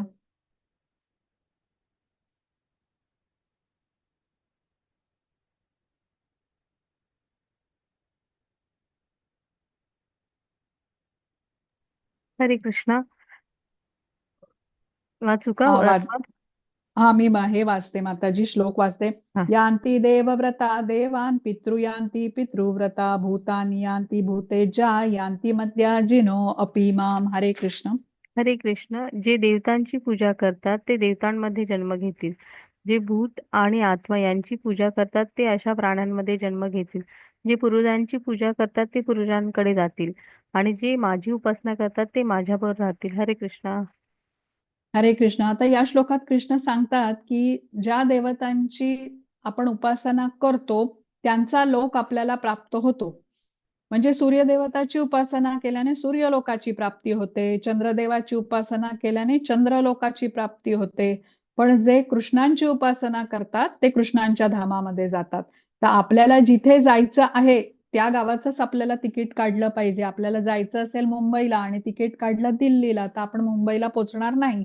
म्हणून आपल्याला लक्षात काय ठेवायचं, आता भगवद्गीतेमधून आपण ज्ञान घेतो आहे, तर श्रीमद भागवतम भगवद्गीता येथून ज्ञान घेऊन आपल्याला योग्य तो मार्ग पकडला पाहिजे. हा माताजी, पुढची स्लाइड घ्या. हा, हरे कृष्ण. पत्रम पुष्पम फलम तोयम यो मे भक्त्या प्रयच्छति तदहम भक्ति उपरुतम अश्नामी प्रयतात्मनः. हरे कृष्ण. हरे कृष्ण. जर कोणी मला प्रेमाने भक्तीने एखादे पान, फूल, फळ किंवा पाणी अर्पण करत असेल तर ते मी स्वीकारेन. हरे कृष्णा. हरे कृष्ण. बघा, आता काही लोक म्हणतील आपण भक्तियोग शिकतोय, तर काही लोक म्हणतील आमच्याकडे खूप काही पैसे नाही आहेत, कृष्णांची पूजा आम्ही कसं करू? कृष्णांची भक्ती अगदी साधी, सोपी आणि सरळ आहे. आपण या अध्यायाच्या सुरुवातीला जो पहिला श्लोक ऐकला ना, राजविद्या राज सुसुखम कर्तुम अव्ययम.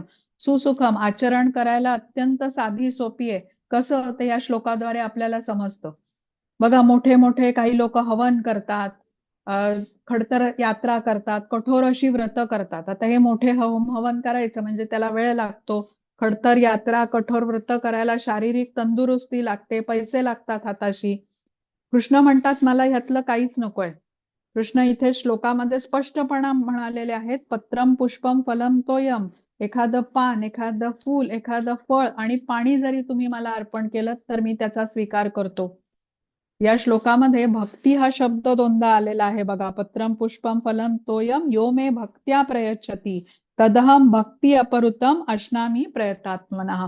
भक्ती शब्द दोनदा आलेला आहे. तर कृष्णांना काय आहे, भक्ताकडून भक्तीची, सेवेची अपेक्षा आहे. तर जे आपण प्रेमपूर्वक भक्तिभावाने अर्पण करू कृष्ण त्याचा स्वीकार करतात. आता आपण इतके दिवस बघा 9 अध्यायापर्यंत आपण पोचलो. कृष्णांनी दिलेलं ज्ञान आपण लक्षपूर्वक ऐकतोय. तर आपलं एक निश्चितच नातं निर्माण झालंय कृष्णांच्या बरोबर. आणि नात्यातलं प्रेम आपण कसं दाखवतो, तर त्या व्यक्तीला काय आवडतं हे आपण जाणून घेतो. आता मला भेंडीची भाजी आवडत जरी नसली, तरी माझ्या मुलाला आवडते म्हणून मी करते आणि त्याला खाऊ घालते. त्याने 2 घास खाल्ले की मलाही बरं वाटतं. कारण काय, इथे प्रेम आहे. तसंच आहे आपण कृष्ण, आता आपण जर का कृष्णांवरती प्रेम करतो, तर त्यांना काय आवडतं हे जाणून घेऊन आपण आपल्यामध्ये तसे बदल करायला पाहिजेत. त्यांना ते अर्पण करायला पाहिजे. तर कृष्ण कसे आहेत, अनंत कोटी ब्रह्मांडांचे स्वामी आहेत. त्यांना काय आवडतं, तर प्रेममयी भक्ती सेवेने आपण अर्पण केलेलं एखादं पान, फूल किंवा फळ किंवा पाणी हे त्यांना चालतं. त्याचा स्वीकार करतात ते. प्रेमभावनेच्या आदान-प्रदान करण्यासाठी कृष्ण भक्तांकडून या भेटवस्तूंचा स्वीकार करतात. त्यांच्याकडे सगळंच आहे. षड ऐश्वर्यांनी परिपूर्ण असे आहेत. परमपुरुषोत्तम साक्षात भगवान आहेत ते. आपण त्यांना काय देणार? पण कृष्ण भावनेत असलेल्या भक्ताकडून प्रेमाने अर्पण केलेल्या सर्व गोष्टींचा ते स्वीकार करतात. अभक्तांकडून ते या गोष्टींचा स्वीकार करत नाहीत. तर कृष्णांवर प्रेम करणारा जो भक्त आहे तो हे जाणतो आणि त्यांना हवं असेल ती गोष्ट त्यांना अर्पण करतो. इथे अर्पण करणारा मनुष्य स्त्री आहे की पुरुष आहे, कुठल्या जातीचा आहे, कुठल्या वर्णाचा आहे, धनाढ्य आहे का निर्धन आहे, हे अजिबात महत्वाचं नाहीये. पात्रता एकच हवी, म्हणजे त्याने कृष्णांचा भक्त असायला हवं आणि विधी पण अगदी सहज सोपा आहे. सगळ्यांना करता येण्याजोगा आहे. आता 3ऱ्या अध्यायामध्ये आपण ज्ञान घेतलेलं आहे बघा, की कृष्ण भावना भावित कर्म कशी करावी. तर त्यात आपण शिकलोय की अन्न शिजवणं आणि कृष्णांना अर्पण करणं या दोन्ही गोष्टी प्रेमपूर्वक भक्तिभावाने केल्या पाहिजेत. कृष्णांसाठी तयार केलेलं अन्न जेव्हा आपण प्रसाद स्वरूपात खातो, त्यांना अर्पण करून खातो, तर तो प्रसाद आपल्यासाठी, आपल्या विचारशुद्धीसाठी खूप महत्वाचा आहे. मेंदूतल्या पेशींना ऊर्जा मिळते आणि आपण त्याद्वारे कृष्ण भावनेमध्ये अधिक प्रगती करू शकतो. तर कृष्ण एवढंही म्हणतात की भगवंतांना अर्पण न करता जे अन्न खातात ते पापच भक्षण करतात. तर कृष्ण कसं आहे, सर्व गोष्टींचे अधिपती आहेत. त्यांना भोजनाची मुळीच आवश्यकता नाहीये. पण भक्त जेव्हा प्रेमाने त्यांना अर्पण करतो नैवेद्य, तर तेव्हा भगवंत त्याचा स्वीकार करतात. आता कृष्ण द्वारकाधीश होते, पण सुदाम्याने आणलेले पोहे त्यांनी मिटक्या मारत खाल्ले. तर त्यामुळे इथे भाव महत्वाचा आहे आणि हृदयातला हा जो भाव आहे ना, ते कृष्ण जाणतात. परमात्मा म्हणून सगळ्यांच्या हृदयस्थळी ते स्थित आहेत. तो भाव जाणूनच त्याला अनुरूप असं ते फळ पण देतात. तर जो जेवढ्या प्रमाणात कृष्णांना शरण जातो, तेवढंच अनुकूल फळ कृष्ण त्याला परत करतात. कुठेही पक्षपात करत नाहीत, कारण त्यांना भावग्राही जनार्दन असं म्हणतात. भक्ताच्या कृतीचा मागचा भाव ते जाणतात. म्हणजे निष्काम भावनेने केलेलं आहे का कर्तेपणाची भावना ठेवून ह्याने हे कार्य केलेलं आहे, हे ते जाणतात. ते आपण लपवूच शकत नाही कृष्णांच्या पासून, कारण ते परमात्मा स्वरूपात आपल्या सगळ्यांच्या हृदयामध्ये स्थित आहेत. आता या श्लोकामध्ये कृष्णांनी त्यांची भक्ती किती साधी, सोपी, सरळ आहे हे त्यांनी सांगितलं. देवदेवतांची पूजा करण्यासाठी बरीच सामग्री एकत्र करावी लागते, वेळ असायला पाहिजे, पैसे खर्च करावे लागतात. पण कृष्ण इथे सांगतात आपल्याला, पत्रम पुष्पम फलम तोयम. आपण गजेंद्र मोक्षाची कथा ऐकली आहे. गजेंद्र जो उच्च लोकातला हत्ती होता, ज्याचा पाय त्या ह्याच्या सरोवरामध्ये मगरीने पकडलेला होता, अंतिम क्षणी एक त्याने कमळ पुष्प अर्पण केलं. शबरीची कथा आपल्याला माहितीये. शबरीने बोरं अर्पण केली प्रभू रामचंद्रांना. रुक्मिणीने तुळशीचं पत्र अर्पण केलं. तर अशा प्रकारे भक्त वेगवेगळ्या गोष्टी भगवंतांना अर्पण करतात आणि भगवंतांना प्राप्त करून घेतात. एक खूप सुंदर असं व्रजगीत आहे, तुम्ही बघा ऐकलंयत का, कि कौन कहते हैं भगवान आते नहीं, बेर शबरी के जैसे हम खिलाते नहीं.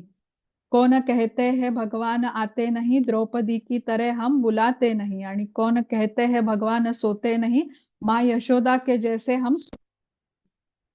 विदुर पत्नीची पण अशा प्रकारे, एक मिनिट, त्या प्रकारे भक्त जे असतात बघा, वेगवेगळ्या गोष्टी अर्पण करतात भगवंतांना आणि त्यांची प्राप्ती करून घेतात. विदुर पत्नी होती, जिने भगवंतांना केळ्याचं साल दिलेलं होतं, पण भगवंतांनी त्याचा स्वीकार केला. म्हणजे प्रेमपूर्वक जे काही आपण अर्पण करू कृष्णांना, त्याचा ते स्वीकार करतात आणि ह्याचीच अपेक्षा कृष्ण करत असतात. प्रेमपूर्वक भक्तिभाव हा इथे खूप महत्वाचा आहे. हा माताजी, घ्या पुढची स्लाइड आता. हा, हरे कृष्ण. यत् करोषि यदश्नासि यज्जुहोसि ददासि यत् यत् तपस्यसि कौन्तेय तत् कुरुष्व मद अर्पणम. हरे कृष्ण. हरे कृष्ण. हे कुंती पुत्र, तू जे काही करतो, जे काही खातोस, जे काही अर्पण करतोस आणि दान करतोस, तसेच तू जे काही तपस्या करतोस ते मला अर्पण म्हणून करावे. हरे कृष्ण. हरे कृष्ण. आता अर्जुन काय म्हणतोय की या श्रेष्ठ भक्तांसारखा माझा भाव नसेल कृष्णा, तर मग मी काय करू? तर कृष्ण म्हणतात, ठीक आहे, मी सांगतो तू काय करू शकतोस. तर या श्लोकाद्वारे आपल्याला कृष्णाने सांगितलंय. बघा, कृष्ण आपले मात्या पित्यासारखे आहेत. आता जशी एखादी आई आपल्या मुलाची काळजी करते, तर तो शाळेत जात असेल तर त्याला ती सूचना देते बघा, की रस्ता बघून तू क्रॉस कर, सायकलने जातोयस तर हळू चालव, डबा वेळच्या वेळी खा. कारण ती आई त्या मुलाची काळजी करत असते. तर जसे कृष्ण आता आपले माता पिता आहेत, त्यांनाही आपल्या सर्वांची ही अशीच काळजी आहे. म्हणून कृष्ण सांगतात की तू जे कर्म करतोस, जे खातोस, जे हवन करतोस, जे दान देतोस आणि जे तप करतोस, ते सर्व तू मला अर्पण कर. आणि असं का करतात कृष्ण? कारण कृष्ण सांगतात त्याच्यामध्ये जे काही दोष आहे, जे पाप आहे, ते काढून शुद्ध करून ते आपल्याला परत देतात. तर इथे आपल्याला जे पण आपण कार्य करू ते कृष्णांबरोबर जोडायला हवं, असं या श्लोकाद्वारे आपल्याला कृष्ण म्हणालेले आहेत. हा, माताजी पुढची स्लाइड घ्या आता.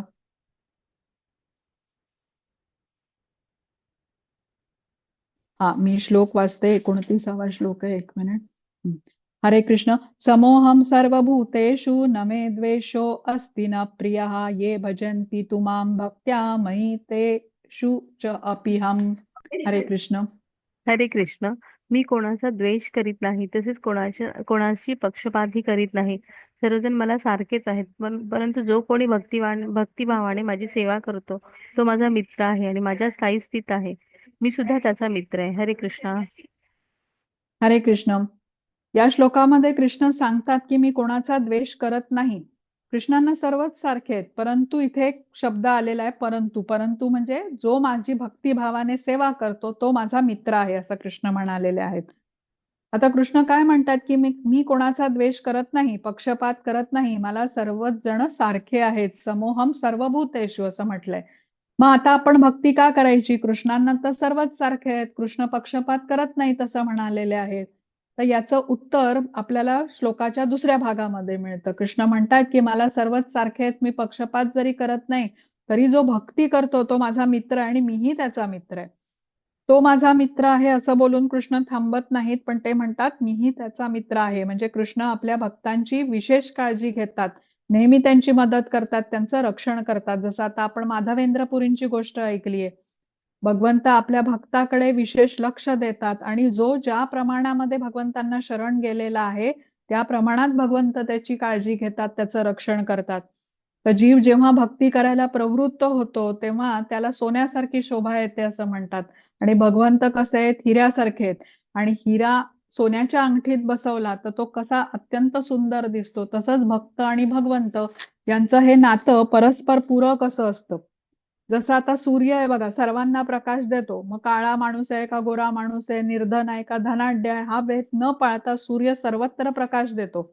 तसंच कृष्ण म्हणतात जे अभक्त आहेत, नास्तिक आहेत, मी त्यांचीही काळजी घेतो.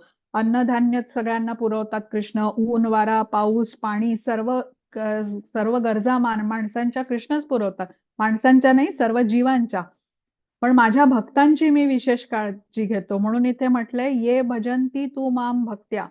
आता एखादी आई जशी आपल्या मुलासाठी ताजं गरमागरम भोजन वाढेल, पण कोणी भिकारी आला तर त्याला कालचं उरलेलं अन्न देईल. किंवा आता राजा वस्त्रदान करत असेल, अनेक लोक आलेत दान घ्यायला, त्यांना तो वस्त्र देईल, पण जो राजकुमार असेल त्याच्यासाठी खास कपडे तो तयार करवेल. तसंच भगवंत इथे सांगतात जे माझ्याशी जोडले गेले आहेत त्यांची मी विशेष काळजी घेतो. हा, माताजी पुढची स्लाइड घेता.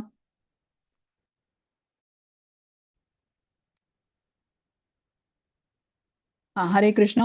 अपि चेतु सुदुराचारो भजते माम अनन्य भाग साधुरेव समंतव्य सम्यग्य व्यवसितो हि सहा. हरे कृष्ण. हरे कृष्ण. जरी एखाद्याने अत्यंत घृणास्पद कृत्य केलं तरी तो भक्ती सेवेत गुंतला असेल तर तो योग्य स्थितीत असल्यामुळे त्याला संत मानले पाहिजे. हरे कृष्ण.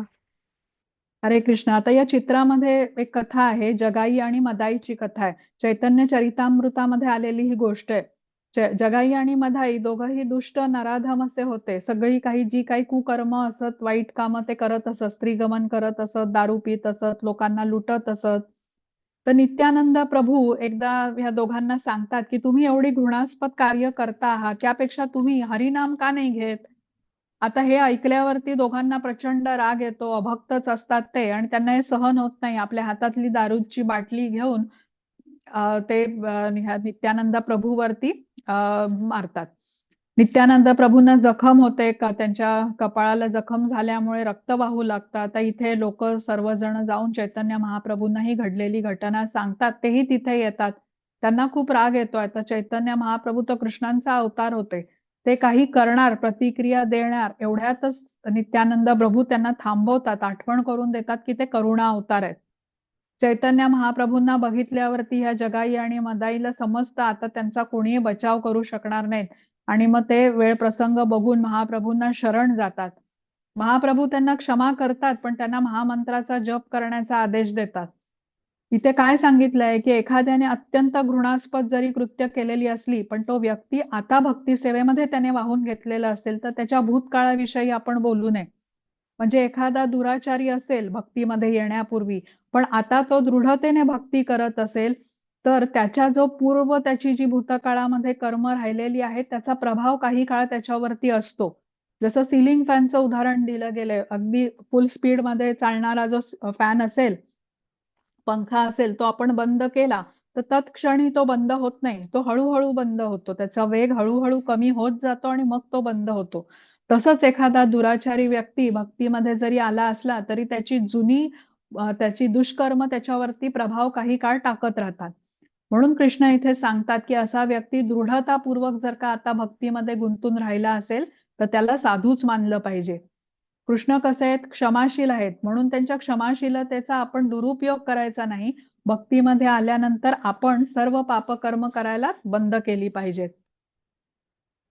म्हणून भगवंत इथे सांगतात की माझ्या भक्ताचं पतन जरी झालं तरी त्याची निंदा करू नका, कारण लवकरच तो परत येईल माझ्याकडे. कारण ह्या भक्ताने भक्तीची रुची आता घेतलेली आहे, चाखलेली आहे. त्याचा अनुभव त्याच्याकडे नेहमी राहणार आहे. तर ती रुची त्याला परत खेचून आणेल भक्तीमध्ये. तर अशा प्रकारे भगवंतांचा हा प्रत्येक भक्तावरती असलेला आशीर्वाद आपण आहे हे जाणू शकतो. माताजी पुढची स्लाइड घेता. हरे कृष्ण. क्षिप्रं भवति धर्मात्मा शश्वत क्षांती निगच्छति कौन्तेय प्रतिजानीहि न मे भक्तः प्रणश्यति. हरे कृष्ण. हरे कृष्ण. तो त्वरित नीतिमान बनतो आणि शाश्वत शांती प्राप्त करतो. हे कुंतीपुत्र, माझ्या भक्ताचा कधी नाश होत नाही. निर्भयी हो आणि ही घोषणा कर. हरे कृष्ण. तर इथे कृष्ण म्हणतात की जो त्यांची पूर्ण शरणागती घेतो तो त्वरित त्यांना प्राप्त करतो, नीतिवान बनतो आणि शाश्वत शांती त्याला प्राप्त होते. बघा, शाश्वत शांती, शाश्वत सुख हे केवळ कृष्णच प्रदान करू शकतात. भौतिक जग कसं आहे? अशाश्वत आहे. भौतिकातली कुठलीही गोष्ट शाश्वत शांती प्रदान करूच शकत नाही. तर इथे कृष्ण सांगतात, कौन्तेय प्रतिजानीहि न मे भक्तः प्रणश्यति. माझ्या भक्ताचा कधीही नाश होत नाही. आता हे कृष्ण स्वतः सांगू शकले असते, पण त्यांनी अर्जुनाच्या माध्यमातून सांगितलेलं आहे. अर्जुनाला ते सांगतात, तू घोषणा कर, माझ्या भक्तांचा कधीही नाश होत नाही. कृष्ण स्वतःही बोलू शकले असते, पण भगवंत कसं आहेत? भगवंत म्हणतात की एक वेळ मी माझं वचन टाळू शकेन, पण भक्ताने वचन दिलं तर ते अढळ असेल. भीष्म पितामहांचं उदाहरण आहे. भीष्म पितामहांनी प्रतिज्ञा केली होती की युद्धामध्ये कृष्णांना ते शस्त्र उचलायला लावतील आणि कृष्णांचे खूप मोठे भक्त होते भीष्म पितामह, आणि कृष्णांनी संकल्प केला होता की या कुरुक्षेत्राच्या युद्धामध्ये ते शस्त्र उचलणार नाहीत. पण अर्जुन आणि भीष्म यांच्यामध्ये जेव्हा युद्ध होतं तेव्हा अर्जुनाच्या रक्षणासाठी रथाचं चाक घेऊन भीष्म पितामहांच्या अंगावरती ते धावून जातात तर कृष्ण. तर अर्जुन त्यांना अडवतो, आठवण करून देतो की ते प्रतिज्ञाबद्ध आहेत, पण भक्ताची प्रतिज्ञा म्हणजे त्यांचं वचन ते मोडत नाहीत कृष्ण. तर म्हणून इथे एक वेळ माझं मी दिलेलं वचन मी तोडू शकेन, पण भक्ताने वचन दिलं तर ते अढळ असेल. म्हणून कृष्ण अर्जुनाला सांगतात की अर्जुना तू घोषणा कर. आणि भक्तवत्सल आहेत कृष्ण, त्यामुळे भक्त जसं म्हणेल तर ती गोष्ट निश्चित तशीच होणार हे इथे आपल्याला सांगितलेलं आहे. माताजी पुढची घेता स्लाइड. हा, हरे कृष्ण.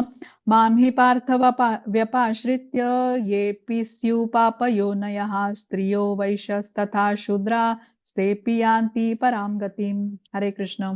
हरे कृष्ण. हे पृथ्वाच्या पुत्रा, जे माझा आश्रय घेतात, जरी ते निम्न जन्माचे असले तरी स्त्रिया, वैश्य, व्यापारी तसे शूद्र, कामगार सर्वोच्च स्थानापर्यंत पोहोचू शकतात. हरे कृष्ण. हरे कृष्ण. तर या श्लोकात कृष्ण सांगतायत की कोणालाही त्यांची प्राप्ती करून घेता येते. भक्तीमध्ये कुठलाही भेदभाव नसतो. स्त्री आहे की पुरुष आहे, कुठल्या जातीचा आहे, कुठल्या वर्णाचा आहे, तो वयाने लहान आहे की प्रौढ आहे, निर्धन आहे की धनाढ्य आहे, असा कुठलाही भेदभाव भक्तीमध्ये नाही. उच्च कुळातला असेल, नीच कुळातला असेल, कसाही असू देत, भक्ती ही एवढी सामर्थ्यशाली आहे की ही परमगती प्राप्त करण्याचा अधिकार सर्वांना आहे. आणि शुद्ध भक्त जो असतो तोही असे भेदभाव मानत नाही. तर हे इथे महत्वाचं आहे. हा, माताजी घ्या पुढची स्लाइड.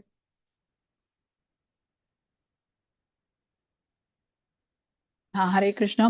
मन्मना भव मद्भक्तो मद्याजी मां नमस्कुरु मामे वैश्यसि युक्तैवम आत्मानां मत्परायणम. हरे हरे कृष्ण. कृष्ण. हरे कृष्ण. आपले मन सदैव माझे चिंतन करण्यामध्ये युक्त कर. माझा भक्त हो, मला नमस्कार कर आणि माझे पूजन कर. माझ्यामध्ये पूर्णपणे रममाण झाल्याने तू निश्चितच मला प्राप्त होशील. हरे कृष्ण.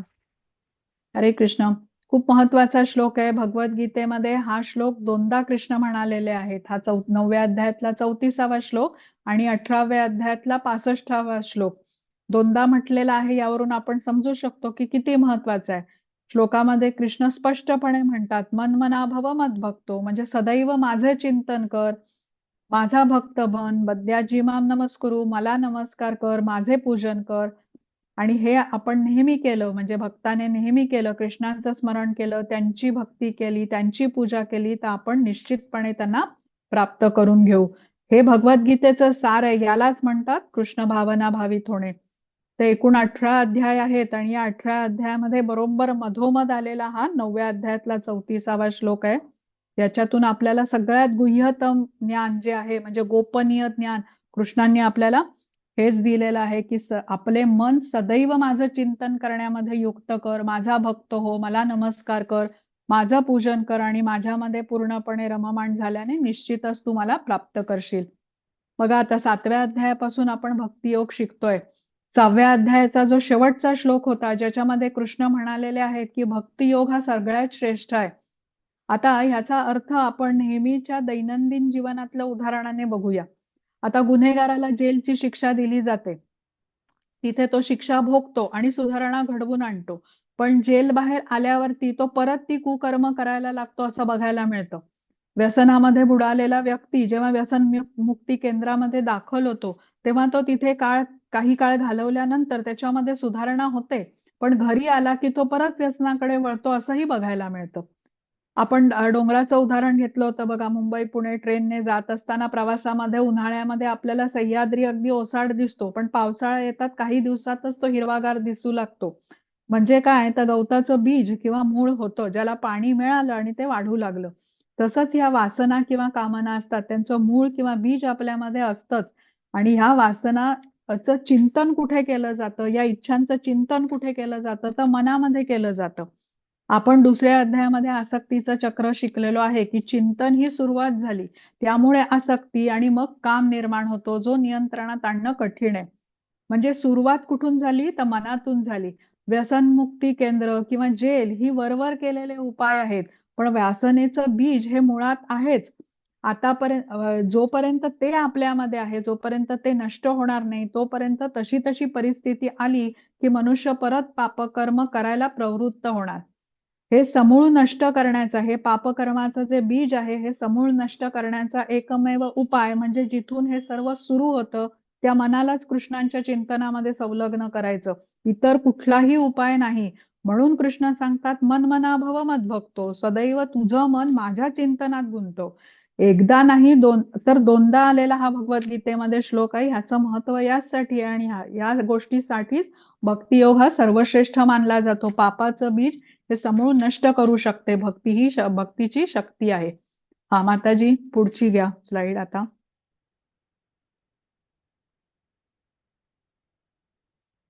हा, तर इथे काय बघितलं बरं, अध्याय संपलेला आहे आपला.